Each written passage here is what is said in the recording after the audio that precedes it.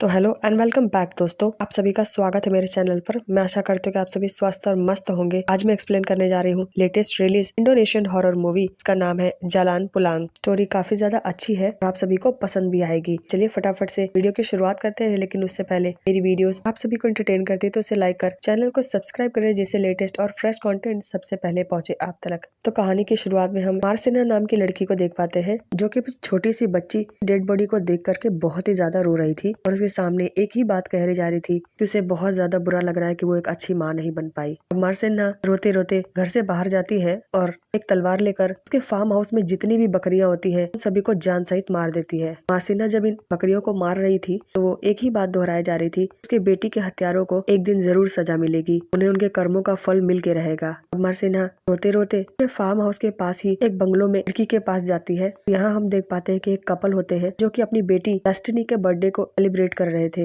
Bungalow के बाहर खड़ी मार्सिना ये सब कुछ देखकर बहुत दुखी हो रही थी और बंगलो के पास वाले पेड़ पर ही खुद को फांसी लगा देती है। जिसके बाद कहानी यहाँ से 30 साल बाद की दिखाई पाती है।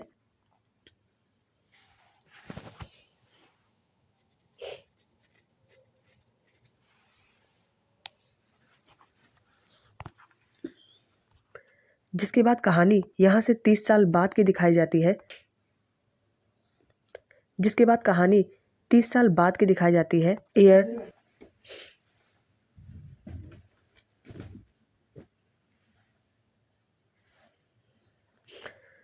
जिसके बाद कहानी 30 साल बाद की दिखाई जाती है ईयर 2000 में। यहाँ पर अरुम नाम की लड़की को हम देख पाते हैं। अरुम अब एक स्कूल गोइंग लड़की है और आने वाले 5 दिनों बाद ही उसका बर्थडे था, तो अपने बर्थडे की पार्टी के लिए वो सभी को इनवाइट कर रही थी। अपने क्लास के सभी बच्चों से कह रही थी कि सुनो, 5 दिन बाद मेरा बर्थडे है, तुम सभी को जरूर आना है। जिसके बाद उसकी बेंच से आगे बैठी हुई लड़की को बुलाने लगती है कि सुनो, और जब वो लड़की रिप्लाई के लिए पलटती है ना, तो आरुम को उसकी शक्ल में एक शैतानी चेहरा दिखाई देता है। इसे देखकर आरुम बहुत ही घबरा जाती है। अभी 1 सेकंड बाद हम देख पाते हैं कि वो लड़की कोई भूत वूत नहीं थी, तो एकदम नॉर्मल सी लड़की थी। वो लड़की आरुम को घबराया हुआ देखकर पूरे क्लास के स्टूडेंट सोचने लगते कि इसे एक अचानक से क्या हुआ, इतना डर क्यों रही है। लेकिन आरुम इतना डर गई थी कि वो अपना सर उठाकर देख भी नहीं रही थी। पर बड़ी हिम्मत के बाद जब वो अपना सर उठाती तो वापस से वही शैतानी चेहरा दिखता है, जो बहुत ही खतरनाक तरीके से देखकर उसे हंसे जा रही थी। अब आरुम इस चेहरे को देखकर इतना डर जाती है कि अपना कंपास उठाकर खुद को बचाने के लिए उस पर अटैक कर देती है। और क्योंकि हम सभी जानते हैं कि वो लड़की कोई भूत वूत नहीं थी, तो उस लड़की के बैक पर चोट लग जाती है। चोट लगने के बाद आरुम को एहसास होता है कि अरे ये तो नॉर्मल सी लड़की है, तो वो भूत कहाँ गई।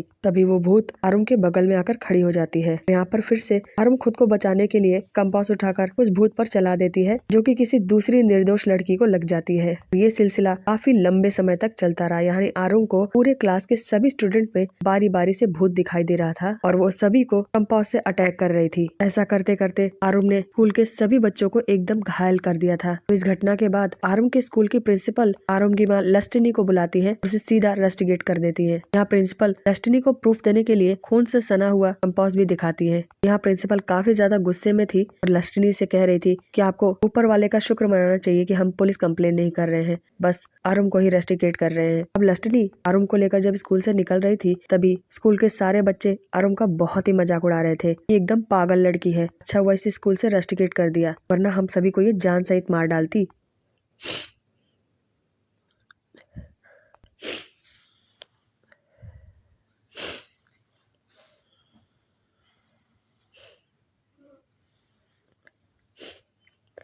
अब स्कूल के बाद लस्टिनी आरुम को लेकर सीधा अपनी बड़ी बेटी लिया के पास ले आती है। यहाँ हमें पता चलता है कि लिया लस्टिनी की अपनी बेटी नहीं थी, एक अडॉप्टेड बच्ची थी। लस्टिनी स्कूल का सारा मैटर लिया से बता देती है। लिया कहने लगती है कि मैटर तो काफी ज्यादा सीरियस हो गया है।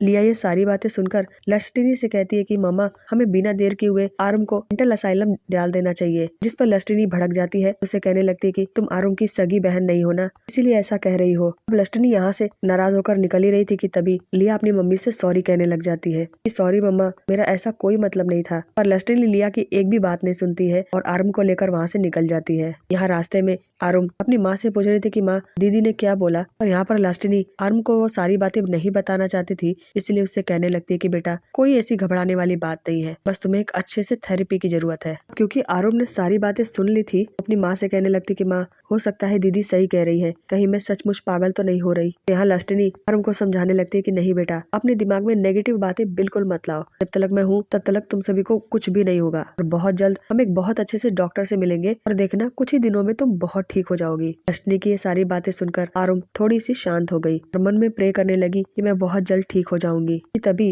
वही भूतिया चेहरा गाड़ी के शीशे पर आकर कहता है कि हाँ बहुत जल्द तुम ठीक हो जाओगी। इन सब के बाद जब आरुम अपने घर आती है तो यहाँ हम देख पाते हैं कि उसका एक छोटा भाई होता है जिसका नाम होता है रामा। रामा आरुम को देखकर बहुत खुश होता है कि अब दीदी घर आ गई और हम मिलकर खूब खेलेंगे, पर आरुम कुछ भी नहीं बोलती है, वो चुपचाप अपने कमरे में चल जाती है। अब आरुम रामा की कोई बात का जवाब नहीं देती है, जिससे रामा भी आरुम से बात करने के चक्कर में उसके पीछे पीछे उसके कमरे तक चला जाता है। यहाँ आरुम अपने बेड पर मुंह के बल गिर जाती है, जैसे हम सभी भी कभी बचपन में थक हार कर आते थे और मुंह के बल गिर जाते थे। आरुम की ऐसी हालत देखकर रामा अंदर ही अंदर थोड़ा सा हैरान था कि आखिरकार दीदी को हुआ क्या है। रामा आरुम के पास जाकर कहता है कि दीदी क्या आज तुम मेरे साथ खेलोगी नहीं, जिस पर आरुम कहने लगती है कि नहीं मन नहीं है। पर तभी रामा जब जिद करने लगता है तो आरुम कहती है कि ठीक है तुम बाहर जाकर खेलो, मैं कपड़े चेंज करके आती हूँ। जिसके बाद हम लास्टिनी को देख पाते हैं जो कि अपनी पति सूर्या की फोटो देख रही थी और उसे याद कर रही थी। यहाँ कहानी फ्लैशबैक में जाती है और हमें उस समय का सीन दिखाया जाता है जब आरुम का बर्थडे होता है। दरअसल आरुम का बर्थडे हर 4 साल पर आता है, यानी 29 फरवरी 1996। आरुम के बर्थडे वाले दिन का माहौल एकदम सब कुछ सही था, घर में बर्थडे पार्टी का माहौल, सबके चेहरों पर खुशी। लेकिन पार्टी के बाद बच्चों को जब बाहर छोड़कर उसके पापा आरुम के पास आते हैं, वो देख पाते हैं कि आरुम एकदम अजीब तरीके से चुपचाप बैठी हुई है। उससे पूछने के लिए वो जब उसके नजदीक जाते हैं और उससे पूछने ही वाले थे कि बेटा क्या बात है, तभी आरुम एक अचानक से पलटकर अपने पापा के ऊपर चाकू से अटैक कर देती है। सूर्या को भले ही चोट लगी थी, पर वो अपनी बेटी का चेहरा देखकर एकदम हैरान था और वो समझ चुका था कि उसकी बेटी पॉजेस्ड हो चुकी है। यहाँ आरुम वापस से अपने डैडी के ऊपर अटैक करती है, पर इस बार सूर्या उसे रोक देता है, उसके हाथ से चाकू छीनकर उसे पीछे ढकेल देता है।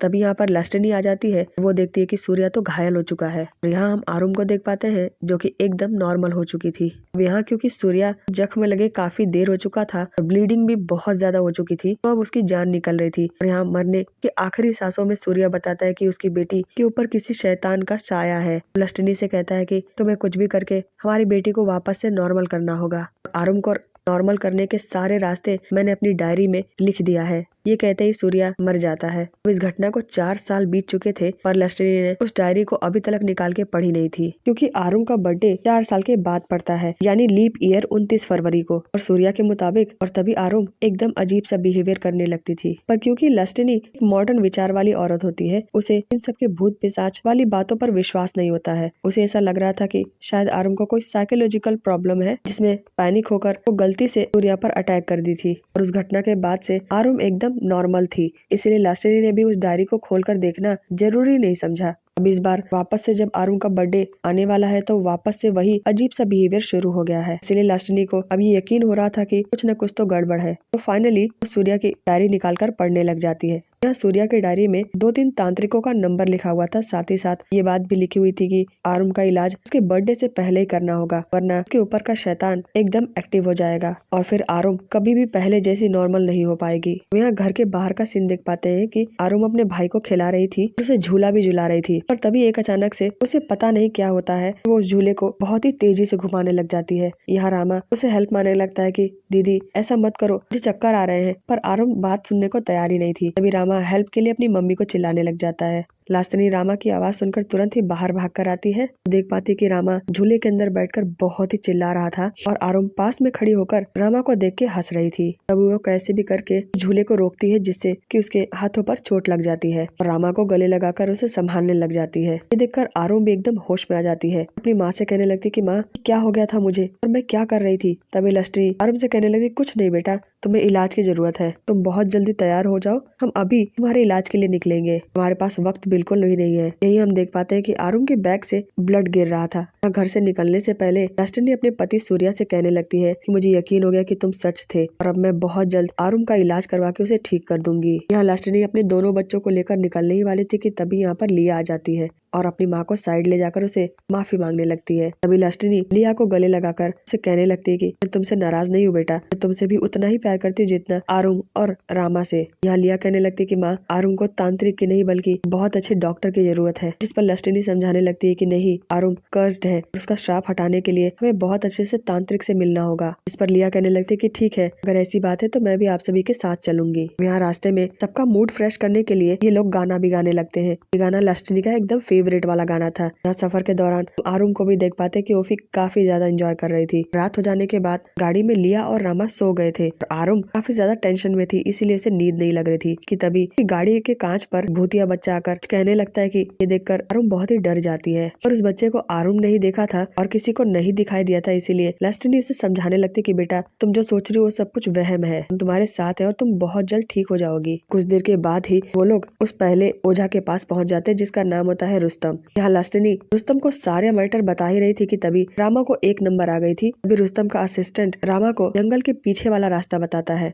क्योंकि ये लोग अनजान थे, इसलिए लस्टिनी रामा के साथ आरुम को भी भेज देती है। यहाँ लस्टिनी की सारी बातें सुनकर रुस्तम कहने लगता है कि मैं आरुम को बहुत जल्दी नॉर्मल कर दूंगा, इसके बदले में बहुत बड़ी कीमत मांगता है, पर अपनी बेटी से बढ़कर तो कुछ भी नहीं होता, इसीलिए लस्टिनी भी मान जाती है। वहाँ दूसरी तरफ जंगल में रामा को बहुत ही जोर की प्रेशर आई थी, तो वो भागते भागते आगे निकल गया और यहाँ आरुम पीछे ही रह गई थी। तभी एक अचानक से छोटे से बच्चे में उसे भूत दिखाई देने लग गया। ये भूत आरुम से कहने लगता है कि रुस्तम एक बहुत ही बुरा आदमी है, बहुत सारे ब्लैक मैजिक करता है जिसमें छोटे छोटे बच्चों की बलि चढ़ा देता है। वो भूतिया बच्चा एक तरफ रुस्तम का विजुअल भी दिखा रहा था कि सचमुच ब्लैक मैजिक एक्टिविटी के बाद बच्चों को जिंदा दफना देता है। वहाँ दूसरी तरफ कमरे में रुस्तम लस्टिनी से कहने लगता है कि आप सभी एकदम बेफिक्र हो जाइए और मैं अब अपना रिचुअल शुरू करने वाला हूँ। रुस्तम के जाने के बाद लिया लस्टिनी से कहने लगती कि माँ, पता नहीं क्यों मुझे ये आदमी ठीक नहीं लगता, इसकी बातें सुनकर मेरा मन घबरा रहा है, क्या हमारे पास कोई और ऑप्शन नहीं है। यहाँ दूसरी तरफ हम रुस्तम को देख पाते हैं जो कि जंगल में अपने रिचुअल को शुरू कर दिया था और तभी रिचुअल के दौरान ही उसे जंगल से आवाज आती है और वो तुरंत ही उस आवाज को फॉलो करते हुए जंगल में जाने लगता है।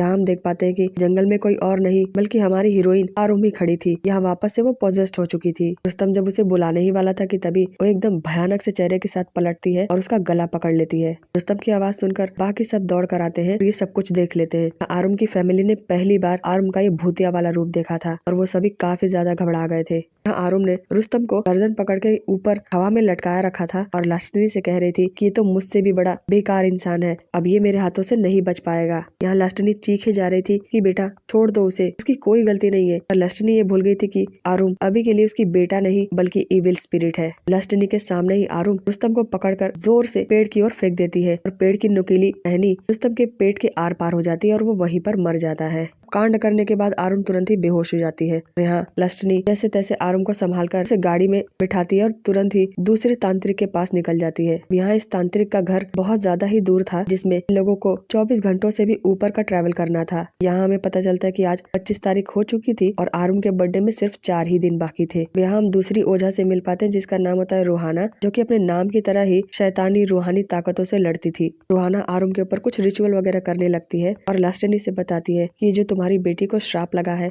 बहुत ही साल पुराना श्राप है जो कि उसी की फैमिली से जुड़ा हुआ है। यहाँ रूहाना लस्टिनी से कहने लगती है कि अपनी आंखें बंद करके गहरी सांस लो, अपने अतीत में झांकने की कोशिश करो कि तुम्हें क्या दिखाई पड़ रहा है। यहाँ हम देख पाते हैं कि मरसिन्ना जिस बंगलो के बाहर खड़ी थी, बंगलो में जो कपल के साथ बच्चे दिखाई गई थी वो बच्ची कोई और नहीं बल्कि लस्टिनी ही थी। वो दोनों कपल लस्टिनी के मम्मी पापा थे। तो मरसिन्ना इन्हें देख रही थी, वो इन्हीं के घर के बाहर के फार्म हाउस में अपनी बेटी ईडा के साथ रहती थी। यहाँ लस्टिनी अपने बचपन में ईडा के साथ खेलने कूदने के लिए अक्सर ही उसके फार्म हाउस पर आती थी। तभी एक अचानक से लस्टिनी को याद आता है कि जब एक बार बर्थडे के दौरान अपने माँ पापा के साथ कहीं बाहर जा रही थी, तभी जो भूत आरुम में दिखाई दे रहा था वही भूत एक अचानक से उनकी गाड़ी पर आकर गिरा था, जिससे गाड़ी बैलेंस न बना पाई और गाड़ी का एक्सीडेंट हो गया था। यहाँ एक्सीडेंट के दौरान लस्टिनी तो बच गई थी पर उसके मम्मी पापा की डेथ हो गई थी। तभी एक आदमी आया था जो कि लस्टिनी को यहाँ से ले गया था। हालांकि अपने माँ पापा की एक्सीडेंट की वजह से लस्टिनी के दिमाग पर बहुत ही बुरा असर हुआ था, जिसके वजह से याददाश्त चली गई थी। मतलब उसके बाद उसकी पालन पोषण कहाँ पर हुआ, वो आदमी कौन था जो उसे वहाँ से उठा ले गया, ये सब कुछ उसे याद नहीं था। पर जितनी भी स्टोरी लस्टिनी ने बताई उसके बेसिस पे रूहाना ने कहा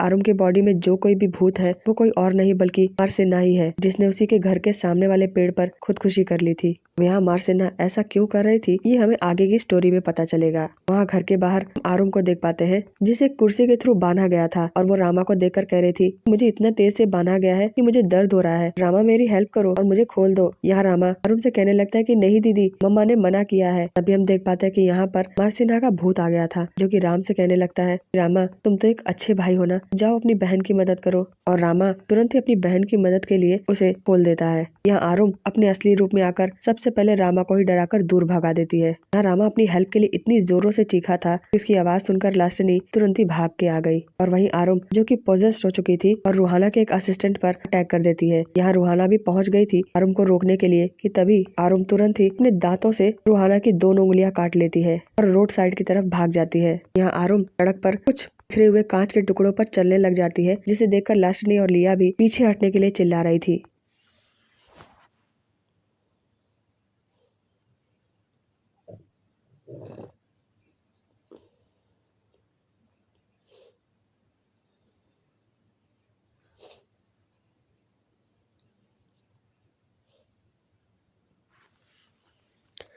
यहाँ रूहाना की दोनों उंगलियां काटकर वो सड़क की ओर भागने लग जाती है। इसी दौरान उसने कांच का एक वास भी उठा लिया था। आरुम को रोकने के लिए लश्करी और लिया भी उसके पीछे पीछे भागने लगती है, पर तभी आरुम उन दोनों को दिखाकर वो वास जमीन पर पटक देती है और जानबूझकर उसी पर चलने लगती है। और आगे जाकर पीछे पलटकर लश्करी और लिया को देखकर बहुत बड़ा सा मुंह खोलने लगती है। ऐसा लग रहा था कि उन्हें चिढ़ा रही थी कि तभी हम देख पाते हैं कि पीछे से एक बहुत बड़ा ट्रक आ रहा था। डर के मारे लश्करी और लिया चिल्लाने लग जाती है कि आरुम बेटा पीछे हट जाओ वरना चोट लग जाएगी। पर आरुम उस ट्रक पर ही अपना सर दे मारती है और बेहोश होकर नीचे गिरती है। आरुम को संभाल कर घर ले आने के बाद रूहाना के एक असिस्टेंट आरुम को एक ताबीज पहनाने लगती है, बताने लगती है कि ताबीज उसे टेम्पररी तौर पर प्रोटेक्ट करके रखेगा, लेकिन बर्थडे वाले दिन मार्सिना बहुत ही ज्यादा पावरफुल हो जाएगी तो उसे कोई भी कंट्रोल नहीं कर पाएगा। इस ताबीज से एक और फर्क होगा, डेस्टिनी अपने बचपन की जो बातें भूल चुकी है वो सब कुछ भी रिकवर हो जाएंगी। सूर्या के डायरी में सिर्फ 3 ही ओझा के नाम लिखे हुए थे। डेस्टिनी ने ऑलरेडी 2 को ट्राई कर लिया था, तो अब बारी थी लास्ट ऑप्शन यानी कि तीसरे ओझे की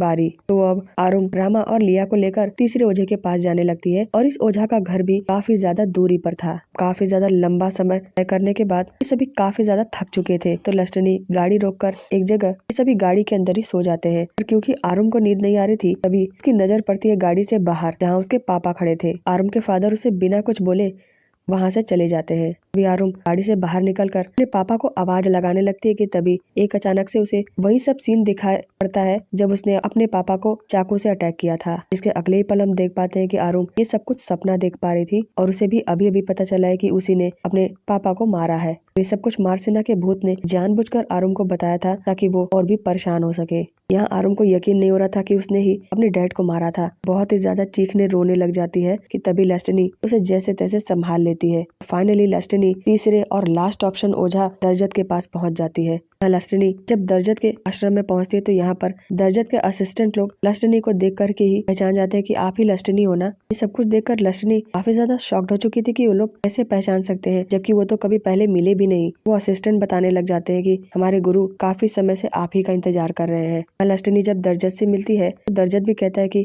काफी सालों से इंतजार कर रहा हूँ और देखो तुम इतने सालों बाद आई हो। यहाँ लस्टनी बताने लगती है कि मैं इन सब चीजों में विश्वास नहीं किया करती थी, पर पिछले कुछ दिनों के इंसिडेंट्स के बाद से मुझे भी डर सा लगने लग गया है। यहाँ दर्जत कहता है कि मैंने तुम्हारे पति से प्रॉमिस कर रखा था कि मैं तुम्हारी बेटी आरुम को उस श्राप से मुक्त करा के रहूंगा और उसे मुक्त कराने के लिए मैंने सारी तैयारी कर रखी है। हालांकि तुमने आने में तो बहुत देर कर दी है और हमारे पास अब सिर्फ 2 ही दिन बचे हुए हैं, पर मैं 2 दिनों में अपना जी जान लगा दूंगा कि आरुम वापस से नॉर्मल हो सके। दर्जत बताने लगता है कि अगर 2 दिनों में मैंने आरुम को नॉर्मल नहीं किया तो मजबूरी में आकर हमें उसके बर्थडे वाले दिन ही आरुम को जान सहित खत्म करना पड़ेगा, जिससे कि मार्सिना खत्म हो सके। ये बात सुनकर डेस्टिनी एकदम घबरा जाती है कि नहीं, कुछ भी हो जाए पर मैं अपनी बेटी को नहीं खोना चाहती। दर्जत भी कहने लगता है कि घबराओ मत, मैं भी तुम्हारी बेटी को मरने नहीं दूंगा, क्योंकि उसके बाद हमारे पास एक और ऑप्शन है और वो ऑप्शन क्या था वो हमें आगे पता चलेगा। यहाँ दर्जत रिचुअल शुरू करने से पहले आरुम को एक व्हाइट सी ड्रेस में पहना देता है और आरुम को के बीच में बिठाकर उसके ऊपर एक बड़ा सा केज डालकर व्हाइट कलर का चादर डालकर उसे ढक देता है। यहाँ ये सारी रिचुअल देखने के बाद डेस्टिनी की नजर पड़ती है लिया पर और वो लिया से पूछने लगती है कि बेटा आरुम का तो हमें समझ में आ रहा है कि उसने ये ड्रेस क्यों पहना है, मगर मगर तुमने क्यों पहनी है? जिस पर लिया कहती कि पता नहीं मॉम, इन लोगों ने दी और मैंने पहन ली। यहाँ दर्जत जैसे ही रिचुअल शुरू करता है तभी लिया को एक अचानक से अजीब सी हरकतें होती हैं और उसके मुंह से काला काला सा ब्लड जैसा निकलने लग जाता है। ये देखकर लस्टनी एकदम घबरा गई थी कि ये सब कुछ क्या हो रहा है, लिया को क्या हो गया। और यहाँ दर्जत एक बहुत बड़े सीक्रेट को रिवील करता है कि वो उनकी बॉडी का खून निकाल कर लिया की बॉडी को डाल रहा है और यही एकमात्र तरीका है आरुम को बचाने का। दर्जत बताता है कि लस्टनी के पति सूर्या और दर्जत के बीच यही डील हुई थी। यही हमें पता चलता है कि सूर्या लिया को इसीलिए अडॉप्ट किया था ताकि वो आरुम के भूत को उसके अंदर डाल सके, क्योंकि लस्टनी को इन सब बातों पर विश्वास नहीं था और उसने यहाँ आने में काफी ज्यादा लंबा समय लगा दिया। तब तक लिया भी इतनी बड़ी हो चुकी थी। मतलब सूर्या और दर्जत की नजरों में लिया एक बलि का बकरा था।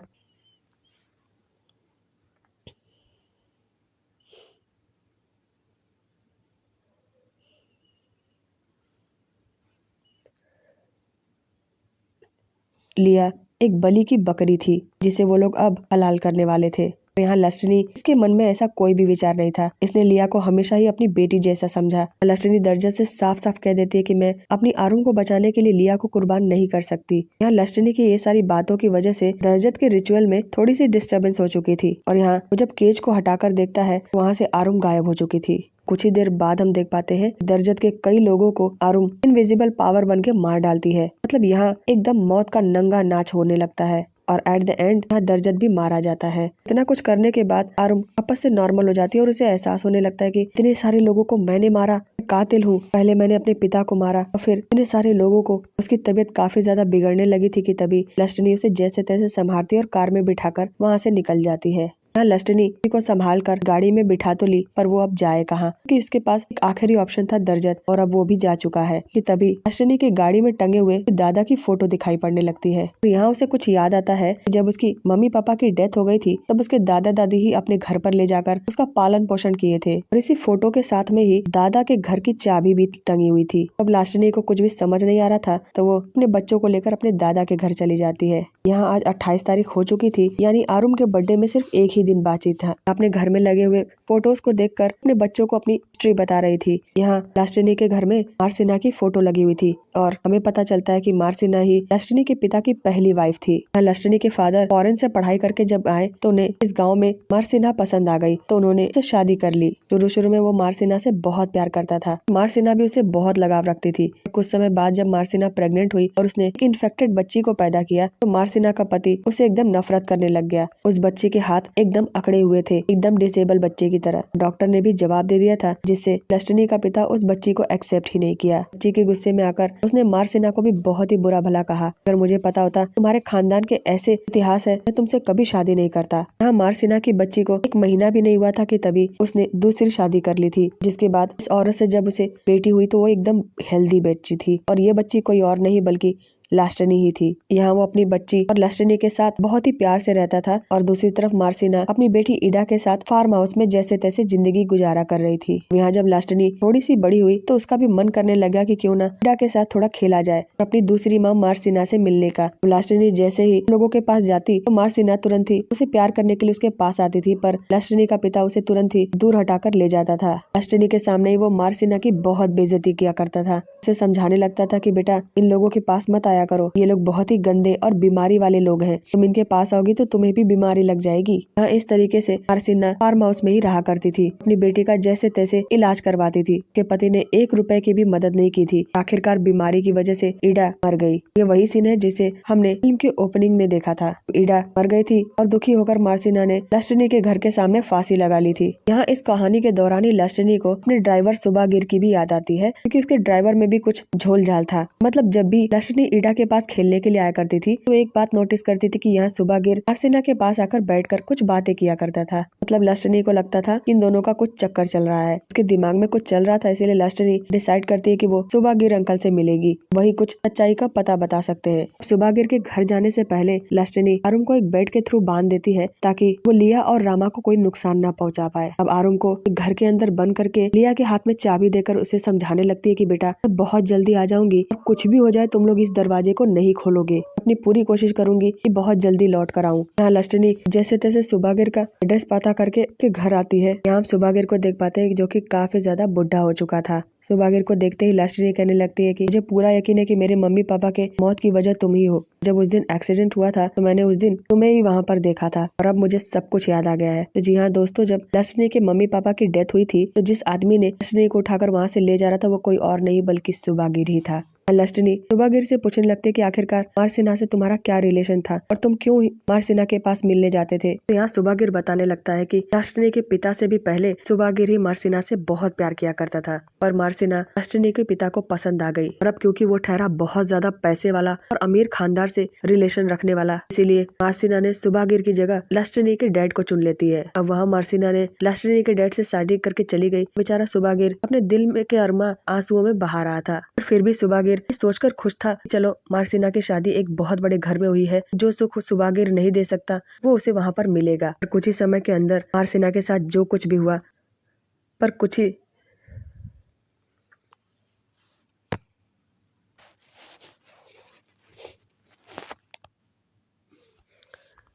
ही समय के अंदर मारसिना के साथ बहुत ही बुरा हो चुका था। मतलब पहले तो उसने एक इन्फेक्टेड बच्चे को जन्म दे दिया और दूसरी गलती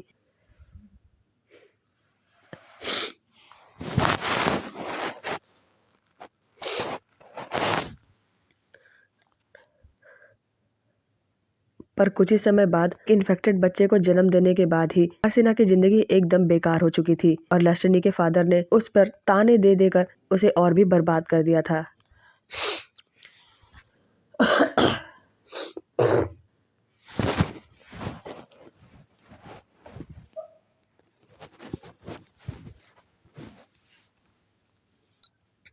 और जब मारसिना उसकी बेटी इडा की मौत हो गई तो ये बात सुबागिर को बहुत बुरी लगी और वो मन ही मन में सोचने लग गया कि वो बहुत जल्दी लस्टनी और उसकी फैमिली को खत्म कर देगा। वो भले ही ड्राइविंग करता था पर ब्लैक मैजिक में बहुत आगे था, उसे ब्लैक मैजिक का बहुत अच्छा नॉलेज था। इसी गुस्से में आकर मारसिना का बदला लेने के लिए लस्टनी और उसकी फैमिली पर ब्लैक मैजिक कर देता है। क्योंकि मारसिना की आत्मा पहले से ही परेशान, दुखी और बदले के लिए तड़प रही थी, तो उसी पर मिर्च मसाले का तड़का लगाया सुबागिर ने। डायरेक्ट मारसिना की बॉडी को ही, आत्मा को ही बुलाकर उसे ब्लैक मैजिक में कन्वर्ट करके सीधा लस्टनी की फैमिली पर रख दिया। प्रतिशोध में पागल होकर मारसिना बहुत ही भयानक रूप में वापस आ गई। वो पहले जैसी मासूम वाली मारसिना नहीं रह गई थी। मारसिना ने ही लस्टनी और उसके माँ बाप को मारा था। मतलब जो गाड़ी पर भूत टकराया था वो मारसिना ही थी और ये तो सिर्फ शुरुआत था। इन सबके बाद पूरी फैमिली पर एकदम श्राप बन गई थी। यहाँ सुबागिर की सच्चाई जानकर लस्टनी को उसके पर बहुत गुस्सा आ रहा था। इन सब के बीच मेरी मासूम सी आरुम की क्या गलती थी? तुमने उसे क्यों बलि का बकरा बना दिया? आखिरकार उसने तुम्हारा क्या बिगाड़ा था?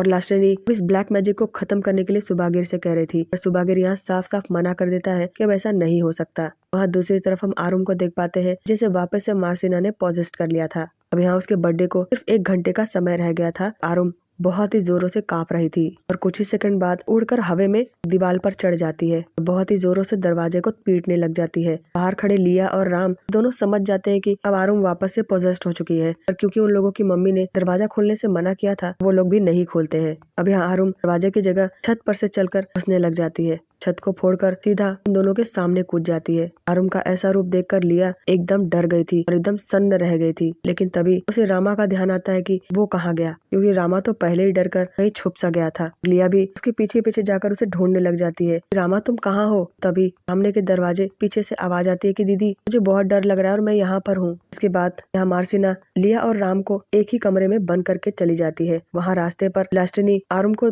पॉजेस्ड देखकर समझ जाती है कि मारसिना आ चुकी है। लस्टनी आरुम को रोकने की बहुत कोशिश करती है पर वो नहीं रुकी और जंगल की ओर भागने लगती है। तभी लस्टनी भी उसका पीछा करने लग जाती है। अब यहाँ आरुम के बर्थडे में बस 30 मिनट रह गए थे। लस्टनी आरुम को जंगल में ढूंढने लग जाती है और जिसके कुछ ही मिनट बाद आरुम खून से लथपथ होकर उसे मिलती है। आरुम लस्टनी के सामने ही मर जाती है और एक अचानक से ही उसकी बॉडी भी गायब हो जाती है। उसकी बॉडी की जगह एक खून का गड्ढा दिखाई देने लगता है। यहाँ दरअसल आरुम थी ही नहीं, ये मारसिना का एक माया जाल था। तभी मारसिना ऊपर पेड़ से लस्टनी के ऊपर गिर जाती है और उसे डराकर वहाँ से भाग जाती है। यहाँ लस्टनी पूरे जंगल में चिल्ला चिल्लाकर मारसिना से कहने लगती है कि मारसिना तुम्हारी दुश्मनी मुझसे है ना, तुम मुझसे निकालो, अपनी बच्ची को छोड़ दो, उसकी कोई गलती नहीं है। अपनी बच्ची को खोजते खोजते वो खाई के पास पहुँचती है और यहाँ आरुम खड़ी थी पर वो अब भी पॉजेस्ड थी। अब यहाँ मारसिना आरुम को लेकर खाई से नीचे कूदने वाली थी कि तभी सही मौके पर सुबागिर लौट आता है। सुबागिर सुबागिर आरुम के ऊपर एक कपड़ा डालकर खाई के नीचे ले जाता है। उसकी बॉडी को ऊपर कुछ रिचुअल करके मार्सिना को वहाँ से दूर हटा देता है।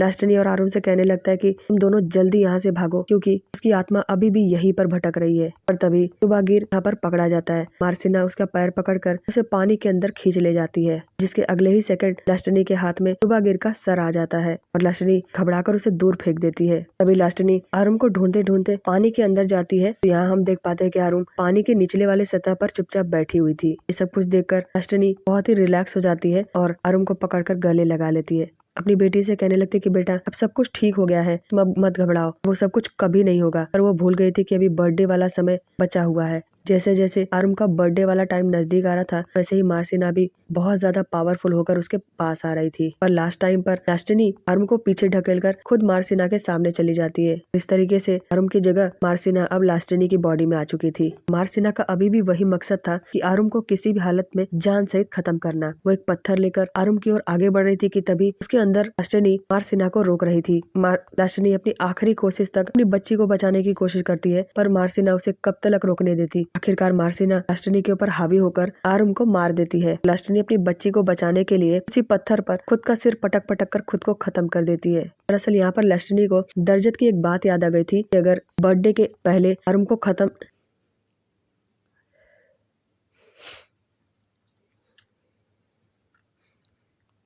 मार्सिना को खत्म नहीं किया गया तो वो हमेशा के लिए आरुम की बॉडी में आकर अगर आरुम के बर्थडे वाले टाइम से पहले मार्सिना को खत्म नहीं किया गया तो हम आरुम को जान सहित अगर आरुम के बर्थडे वाले टाइम से पहले मार्सिना को खत्म नहीं किया गया तो मार्सिना आरुम को जान सहित मार डालेगी। पर यहाँ पर तो डेस्टिनी ही मार्सिना का शिकार बन गई थी, इसीलिए उसने खुद को ही खत्म कर दिया ताकि आरुम के बर्थडे से पहले जब डेस्टिनी खत्म हो जाएगी तो मार्सिना भी खत्म ही हो जाएगी। अगर एक बार आरुम का बर्थडे बीत गया, मार्सिना को मारना नामुमकिन हो जाता। तो यहाँ फाइनली डेस्टिनी के साथ साथ मार्सिना भी खत्म हो गई थी और यहीं पर ब्लैक मैजिक का सिलसिला भी खत्म हो जाता है। और अब फाइनली डेस्टिनी जैसा अपने बच्चों को चाहती थी हमेशा सेफ रखना, उसके बच्चे सेफ हो जाते हैं, पर इन सब के लिए उसे अपनी जान देनी पड़ती है क्योंकि उसके पास कोई और तरीका भी नहीं था।